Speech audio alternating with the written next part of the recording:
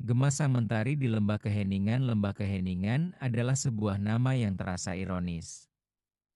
Di balik pesonanya yang memikat, dengan lereng-lereng hijau yang ditumbuhi pepohonan rindang dan sungai jernih yang mengalir tenang, tersembunyi sebuah kebisuan yang mencekam. Bukan kebisuan alam, melainkan kebisuan manusia. Penduduk lembah, yang dulu dikenal akan keramahan dan semangat gotong royongnya, kini terperangkap dalam jurang perpecahan yang dalam. Semua berawal dari rentetan peristiwa yang terasa begitu cepat berlalu. Berita tentang pembangunan bendungan raksasa di hulu sungai muncul bak petir di siang bolong. Klaim pemerintah tentang pemerataan sumber daya dan kemajuan teknologi bertabrakan dengan ketakutan para petani akan hilangnya lahan subur dan perubahan ekosistem. Dari sanalah, bibit-bibit perselisihan mulai bertumbuh. Lembah Keheningan awalnya memiliki sebuah tradisi mulia, sesi Sang Mentari. Setiap bulan purnama, para tetua dan warga berkumpul di alun-alun terbuka, di bawah cahaya rembulan yang keemasan, untuk berbagi cerita, mendiskusikan masalah, dan mencari solusi bersama.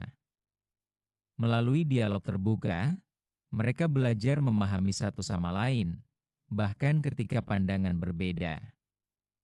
Namun, benih perselisihan dari isu bendungan itu mulai meracuni sesi Sang Mentari.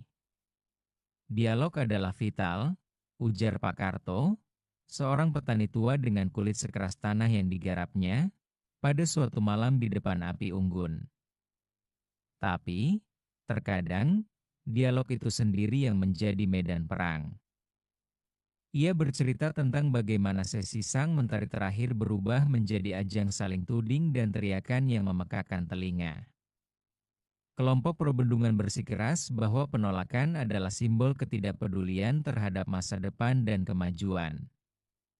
Sementara itu, kelompok kontra bendungan menuduh para pendukungnya sebagai kaum yang buta terhadap penderitaan rakyat kecil dan hanya mengejar keuntungan pribadi. Mereka berlindung di balik data dan angka. Lanjutnya dengan nada getir, sementara kita berbicara tentang kehidupan, tentang warisan nenek moyang.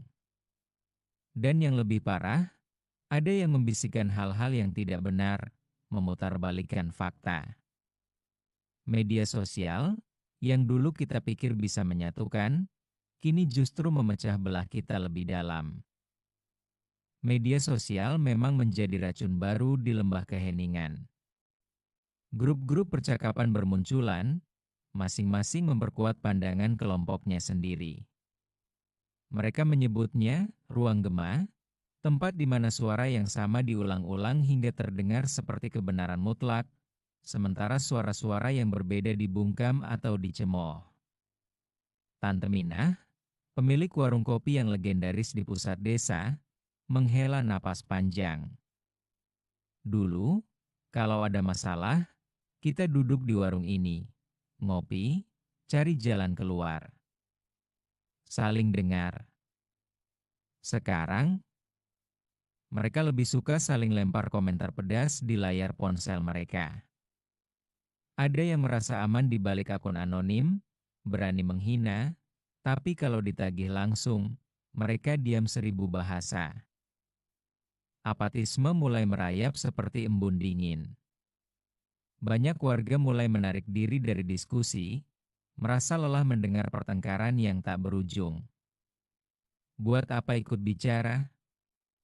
Sama saja, keluh seorang pemuda bernama Ari, barista di kafe yang baru buka. Pendapat kita nggak akan didengar. Yang ada malah kita diserang, dicap macam-macam. Ketakutan, rasa takut untuk keluar dari zona nyaman, adalah salah satu penghalang terbesar. Keluar dari kelompok yang sama pandangannya terasa seperti pengkhianatan.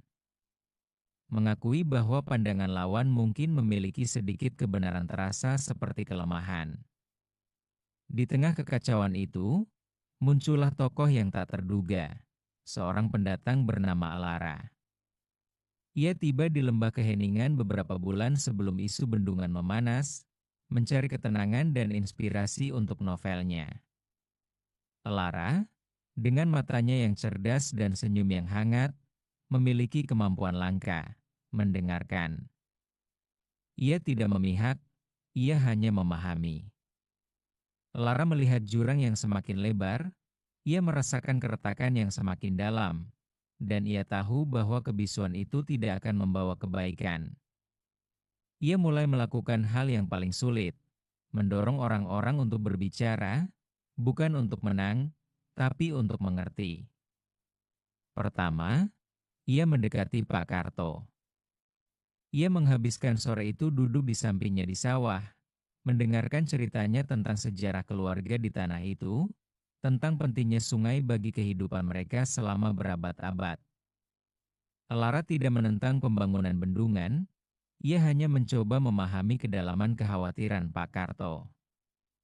"Pak," kata Lara lembut, "bagaimana jika kita mencoba membicarakan ini, bukan sebagai kita dan mereka, tapi sebagai orang-orang yang hidup di lembah yang sama?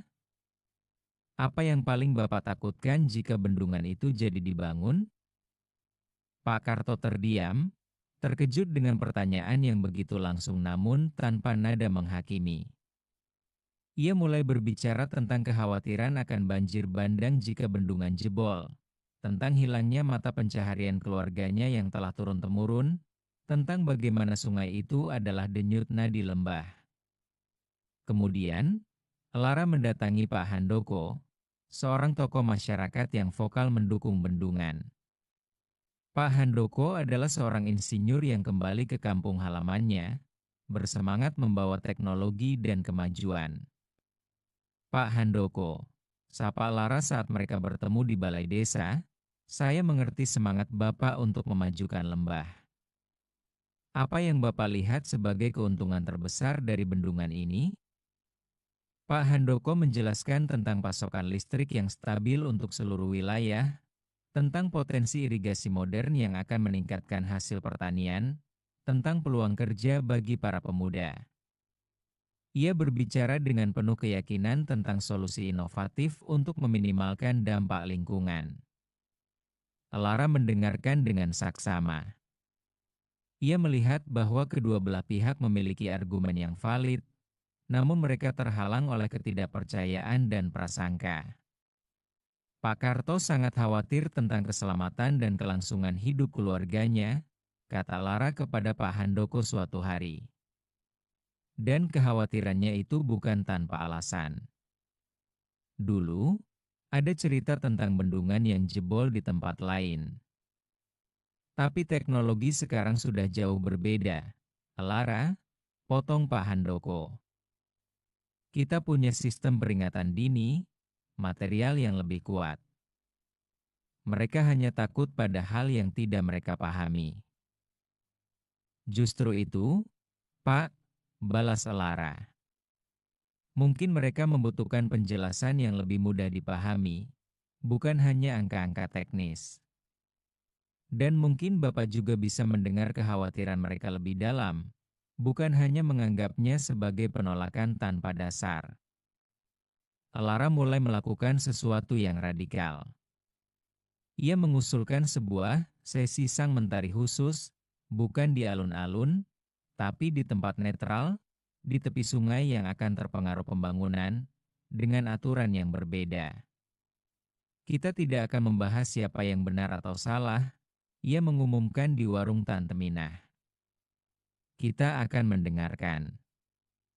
Setiap orang diberi waktu bicara yang sama, tanpa interupsi. Tujuannya bukan untuk meyakinkan, tapi untuk memahami. Awalnya, skeptisisme melanda. Banyak yang merasa itu hanya buang-buang waktu. Namun, sedikit demi sedikit, rasa ingin tahu mulai muncul. Pak Karto, yang merasa diabaikan, tertarik untuk menyampaikan kegelisahannya secara langsung. Pak Handoko, yang merasa pandangannya tidak dihargai, ingin membuktikan bahwa ia punya solusi. Perlahan, mereka yang tadinya terpecah belah, mulai mengiyakan undangan Elara. Malam sesi sang mentari khusus tiba. Suasananya tegang. Cahaya obor menerangi wajah-wajah yang penuh keraguan. Elara berdiri di tengah, memegang sebuah lonceng kecil. Sesi ini dimulai sekarang, katanya dengan suara tenang namun tegas. Saya akan membunyikan lonceng ini untuk menandakan giliran bicara. Saat lonceng berbunyi, dengarkan dengan hati. Saat lonceng berhenti, Anda punya waktu untuk merespons, bukan untuk menyerang, tapi untuk bertanya, untuk mengklarifikasi. Pak Karto adalah yang pertama berbicara. Ia menceritakan tentang kakek buyutnya yang membuka lahan pertanian di tepi sungai itu, tentang bagaimana ia mengajari anaknya dan cucunya cara menghormati sungai. Ia tidak menyebut bendungan, ia hanya berbicara tentang ikatan emosional dengan tanah dan air.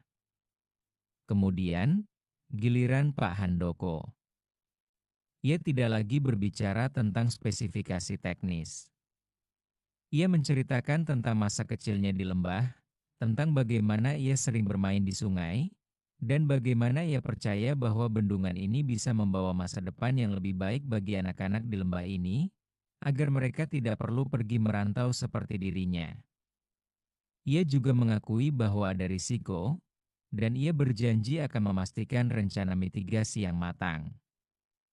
Sesi itu berlarut-larut. Ada momen-momen ketegangan, ada air mata yang jatuh, ada juga tawa kecil yang muncul dari kejutan. Elara berperan sebagai fasilitator yang tak kenal lelah, menjaga agar dialog tetap berjalan, mengalihkan percakapan jika mulai mengarah ke serangan pribadi, dan memastikan setiap suara didengar.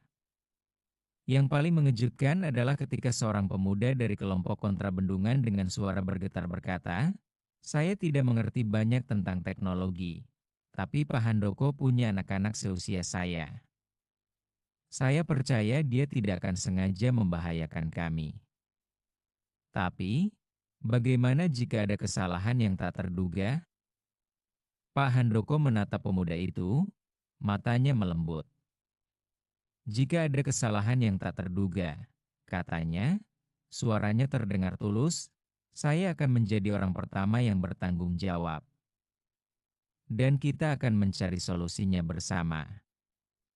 Malam itu, tidak ada keputusan yang diambil. Masalah pembangunan bendungan tidak terselesaikan seketika. Namun, sesuatu yang lebih penting telah terjadi. Kebohongan dan misinformasi mulai terurai oleh kesaksian langsung. Polarisasi yang mendalam mulai terkikis oleh empati yang mulai tumbuh. Apatisme digantikan oleh secercah harapan. Dan ketakutan perlahan surut digantikan oleh keberanian untuk mencoba memahami. Sesi sang mentari khusus itu menjadi awal dari proses panjang. Dialog menjadi lebih terstruktur, tidak lagi liar dan penuh kebencian. Kelompok-kelompok mulai membentuk tim kecil untuk mempelajari dampak bendungan lebih mendalam, dengan perwakilan dari kedua belah pihak. Mereka mencari informasi dari sumber yang kredibel, bukan hanya dari grup media sosial yang saling menggemakan. Elara tahu bahwa tugasnya belum selesai. Ia melihat bahwa media sosial, meskipun berpotensi besar, masih menjadi medan pertempuran yang berbahaya. Namun, kini, ada lebih banyak suara yang berani keluar dari ruang gema mereka. Ada keberanian untuk bertanya, apa yang terjadi di luar sana, di luar dunia yang nyaman ini? Lembah Keheningan masih menghadapi tantangan besar. Masa depan bendungan masih belum pasti. Namun, kebisuan telah pecah. Gema sang mentari, yang sempat teredam oleh kebisingan perpecahan, kini mulai terdengar lagi, lebih kuat, lebih bijak, dan lebih penuh harapan. Adalah kesadaran kolektif bahwa dialog, meskipun sulit, meskipun penuh risiko, adalah satu-satunya jalan untuk menemukan cahaya di tengah kegelapan dan membangun masa depan yang layak untuk didiami oleh semua.